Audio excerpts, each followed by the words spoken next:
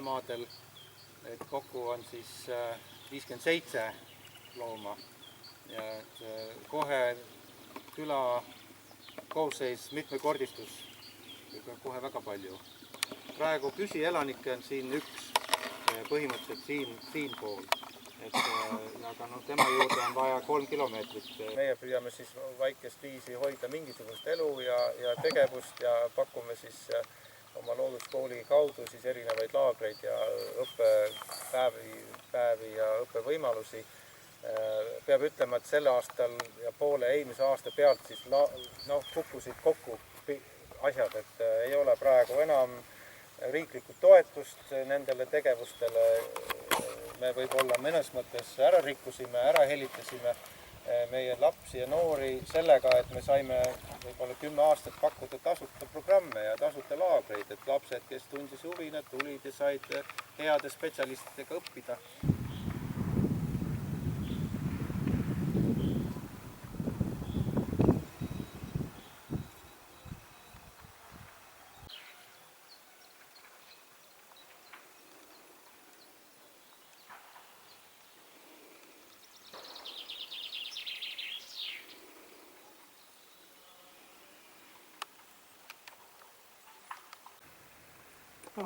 Olen näidanud, et ikka otsid ka teine koht.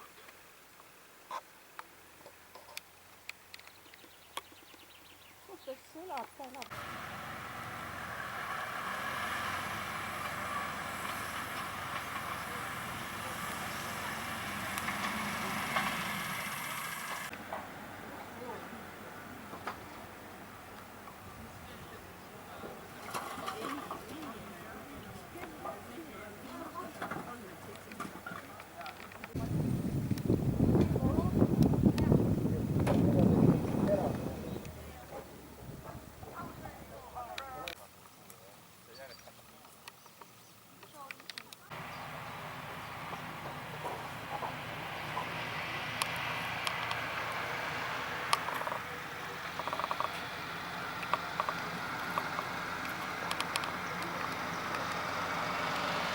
Vesi on täiesti ujutav.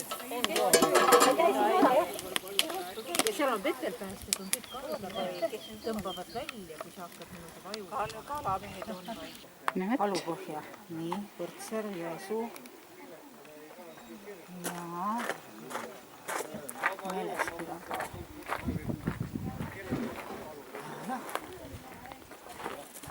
Piisikene rada rajajuhtis, vaat see on nüüd see osa, mis on läbi.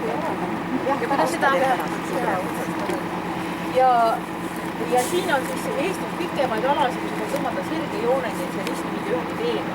Nii et kui marjulised siin ära eksivad, siis välja tulemine on pärit. Et 3 päeva oli teine naise rekord. Aga välja tuli ise. Vett juba sai. Vett sai ja ma kügelis kuskil mätta peale ja siis kõndis jääd edasi, sai esitaja.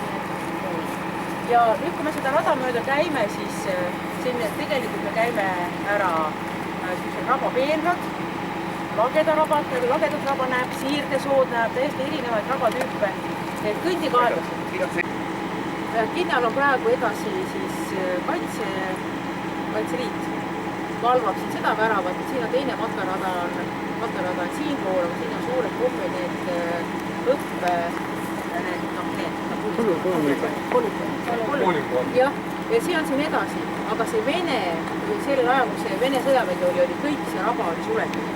Ja meie olime siis tudengid ja tegelikult, kui see pommitamine algas, pommitajad tulid ei tea kuskil otsast. Tegelikult 40 aastat tagasi käisid, aga kus ma siis võisin käia? Ma arvan, et kuskil siin. See osa oli kõik kinni. Mitte polügooni territoorium. Aga meie käisime polügooni. Just siis tuli minna polügoonile sellepärast, et selleks, et neid suuri rakette alla lasta. Nad panid materjalid langevarjudega rippima. See langevarju siid, see materjal oli niivõrd hea, et me käisime kõik oma matkad sellega. Meile kõik varjedid ehitasime, kõik matkanöörid saime sellest. Nii kui pommitamiseks läks, nii panime suuskadega rabada. Need olid valgustuspomm. Valgustusraketid olid, jah. Ja minu arust on üks kõige ägedamaid ja ilusamaid pidulikke saale. Rampus oli, aga kas Pilli mängis? Pilli ei mänginud. lapsed kõik käbi. olete järellauljad, ma olen lastega teinud, lapsed ilusti laulavad. Sealt me tulime, see on ka selline väike. Nii et see näitab ka, et see raba on ikka hästi elus ja Kui vana selline on? Siis raba on korras. Kui vana selline kodu on? Ma arvan, et kuskil paari nädalana.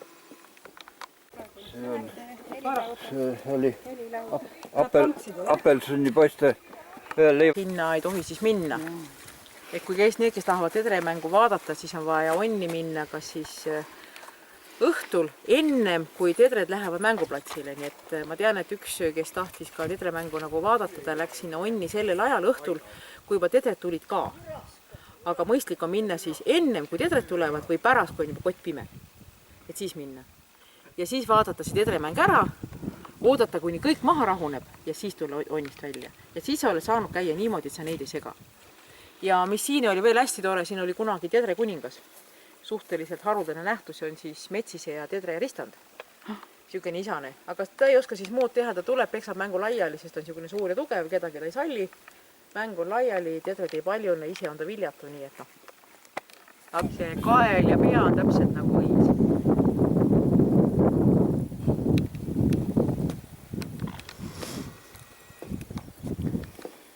Sellised roosad õied välja ja hanevid seal on valged kellukad üksteise kõrval.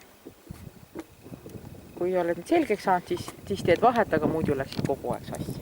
Jah. Randadeks, rabarand. Ja see on just rabarand, see osa siin, selle koha nime on Suure Tüki ja see on Suure Tüki rannas. Oli mingisugune aeg ka vanasti selline vahitorg, kus siis vahiti tuld. Metsa tulevad. Sellepärast sai selle torni nimeks Suure Tüki vahitorg. Me lähme vahidega. Tuld vahtuma, aga vahime midagi muud.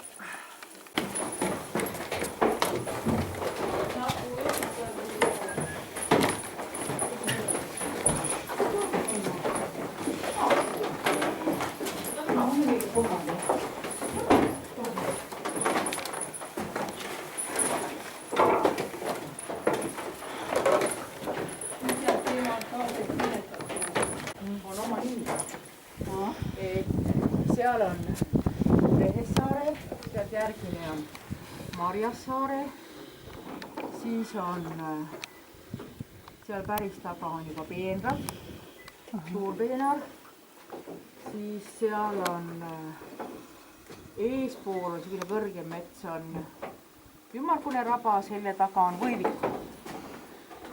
See väikene tuts oli Maatskink. Siis see, kus me läbi tulime, see on Kõrgepalu. Kõrgepalu taga on Krimmi lage. Sinne poole Serva ja Karussaare.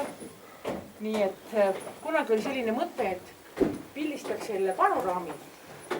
Paneks siia ja kirjutaks igale sellele metsale peale, mis tema nimi on. Ja võib-olla kunagi saab isegi ära teha. Lund oli vähe.